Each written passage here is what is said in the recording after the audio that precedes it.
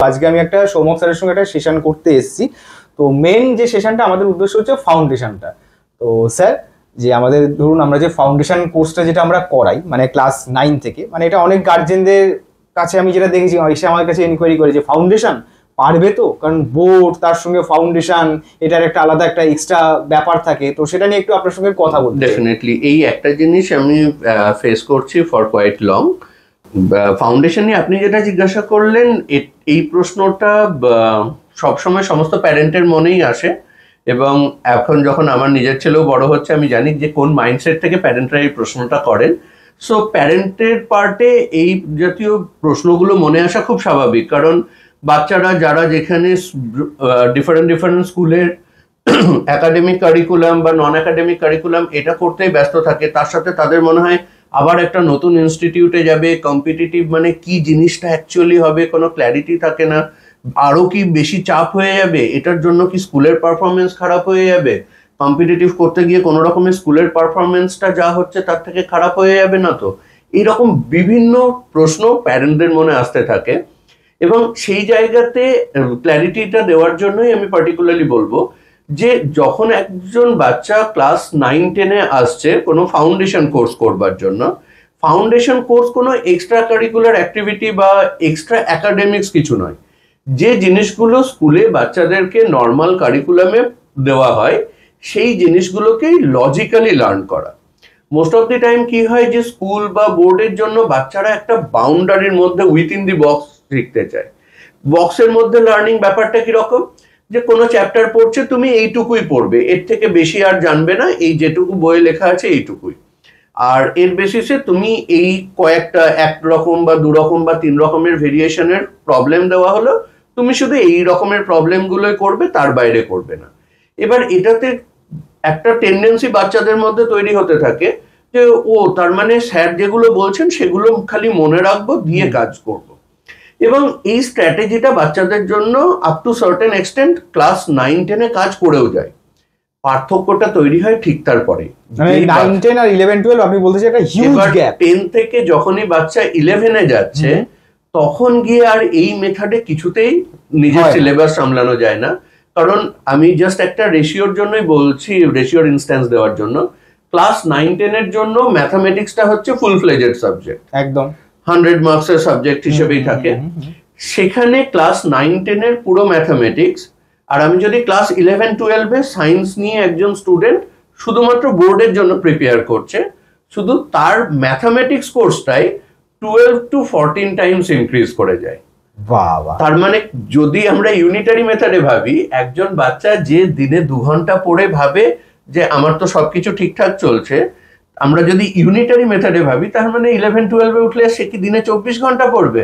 সেটা তো সম্ভব না। ঠিক এখানেই ডিফারেন্সটা। যখন একজন বাচ্চা ফাউন্ডেশন কোর্সে আসছে, আমরা প্রথমে তাকে প্রশ্ন করতে এনকারেজ করি যে তুমি সায়েন্স পড়ছো, আর mathematics is the language in which science is written. তাহলে ম্যাথামেটিক্স যখন তুমি পড়ছো, তোমার মনে আগে প্রশ্ন হওয়া উচিত, এটা আমি কেন পড়বো, এটা তৈরি কিভাবে হয়েছে, এই আইডিয়াগুলো ডেভেলপ কিভাবে হয়েছে।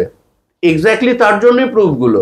Most of the time proof that বা শো দ্যাটে যে থিওরিটা লিখতে হয় সেটা কোশ্চেন বা ম্যাথস পরীক্ষার জন্য ইম্পর্টেন্ট না, এই থিওরিটা ইভলভ কি করে হলো তার জন্য জানা দরকার।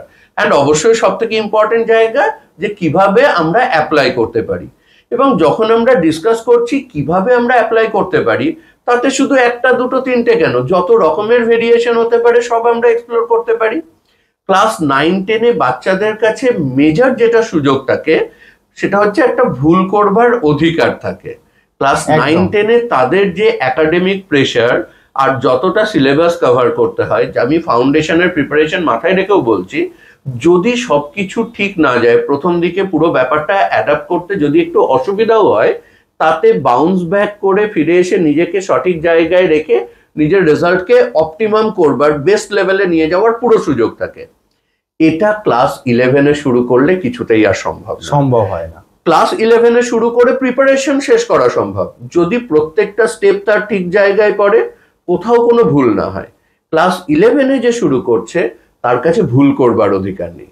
ক্লাস 9-10-এ যে করছে তার কাছে প্রথমত কি শিখছি, কেন শিখছি, কিভাবে অ্যাপ্লাই করব, এই 3টে আনসারের ক্ল্যারিফিকেশন আসছে।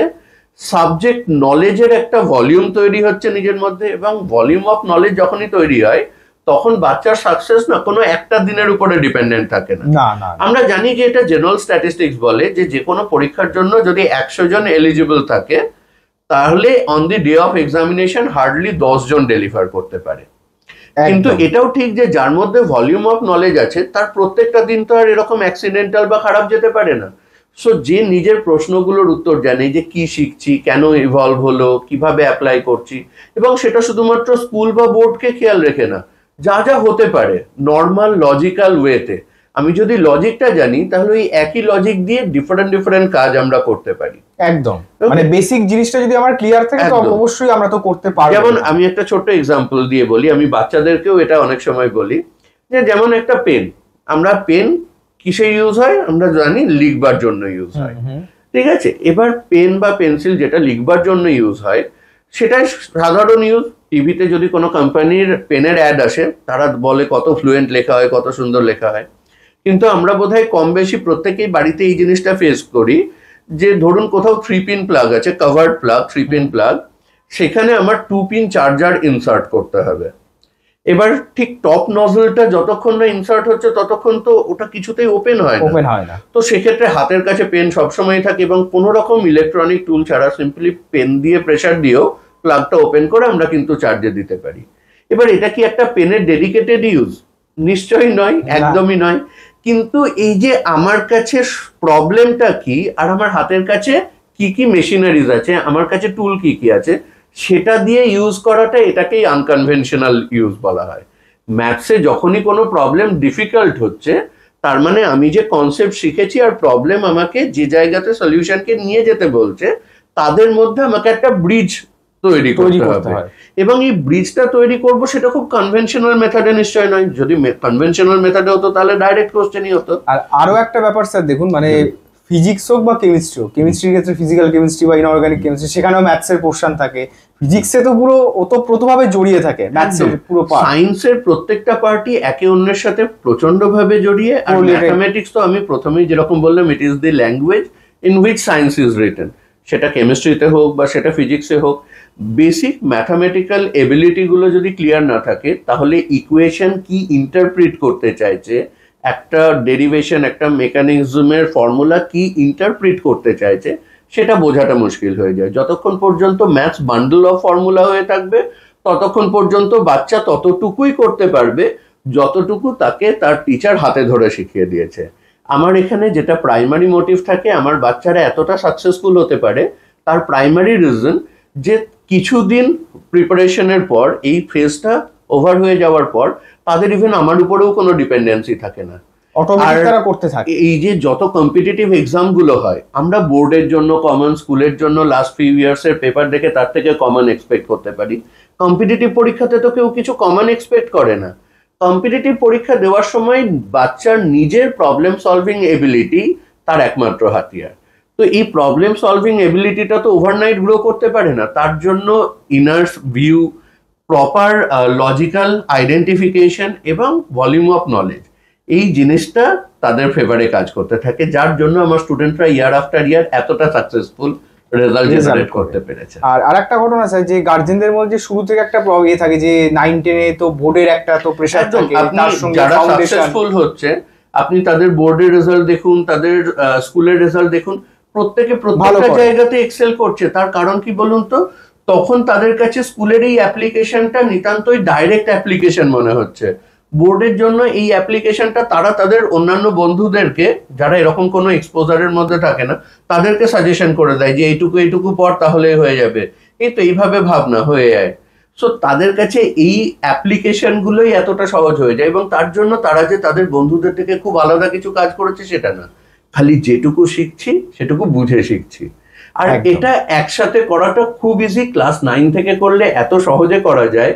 আর আমাদের এখানে আপনিও দেখেছেন, আমরা যখন 2 ঘন্টা সেশন করি, প্রথম প্যারেন্টদের এটাও একটা কনসার্ন থাকে যে স্যার এত ছোট বাচ্চা এসে টানা 2 ঘন্টা ক্লাস করবে, কি কখনো ছুটির দিনে এসে 2.5 ঘন্টা টানা ক্লাস করবে?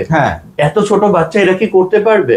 বাট আপনি দেখেছেন ক্লাস শেষ হয়ে গেলে বাচ্চারা বলে স্যার 2 ঘন্টা হয়ে গেল কি 2.5 ঘন্টা হয়ে গেল, আমরা তো বলেই পারিনি।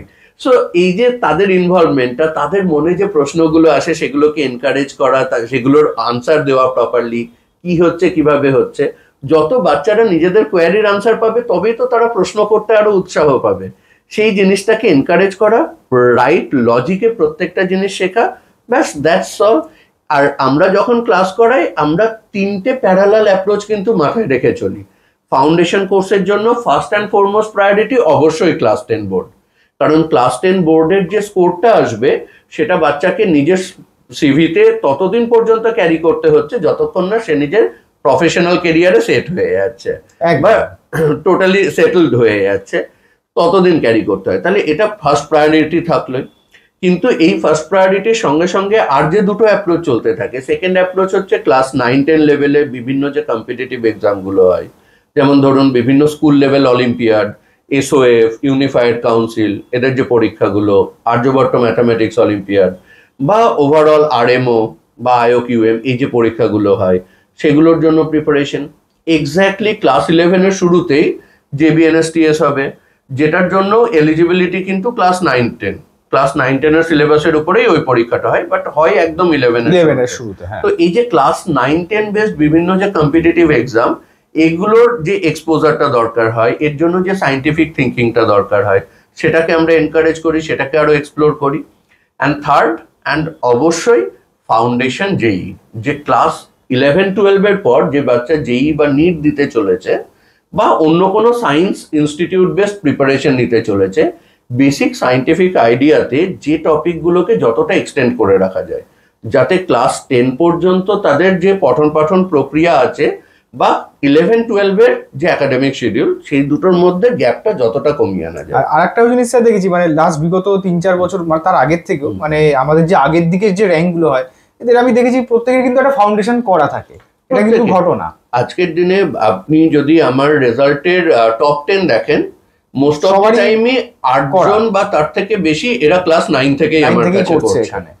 তো ক্লাস 9 থেকে করলে যতটা স্বচ্ছন্দে করা সম্ভব হয়, আমি ওই যে বললাম ক্লাস 11-12-এও এটা করা সম্ভব, কিন্তু 11-12-এ ভুল করবার অধিকারটা থাকে না। 11-12-এ রাইট ফ্রম ডে 1 একটা লক্ষ্যকে স্থির করে সেই দিকে এগিয়ে যেতে হবে এবং কোথাও কোনো ভুল ভ্রান্তি হওয়ার সুযোগ নেই। একটা ভুল হওয়া মানে ফেরত আসবার আর সময় নেই, সময় থাকে না। তো এটাই হচ্ছে ব্যাপার। তো আমরা বোঝাতে পারলাম, মানে স্যারও বললেন পুরোটা এক্সপ্লেন করে যে কেন ফাউন্ডেশনটা দরকার, ঠিক আছে। বা আমাদের র্যাঙ্কই কিন্তু সেই কথা বলে, যারা প্রথম দিকে র্যাঙ্ক করে তারা কিন্তু ফাউন্ডেশনটা তাদের করা থাকে। তো আশা করি সবার সেশনটা খুবই ভালো লেগেছে। তা আমি অবশ্যই চাইবো সবাই যাদের ভালো লেগেছে, যাদের ধরো ভালো লেগেছে সেশনটা, অবশ্যই লাইক কমেন্ট করে জানাবে। তো তাতে আমাদের কিন্তু অবশ্যই খুব ভালো লাগবে। তো আমরা এরকম ধরনের সেশন আরো বানাতে থাকবো পরপর করে। Thank you.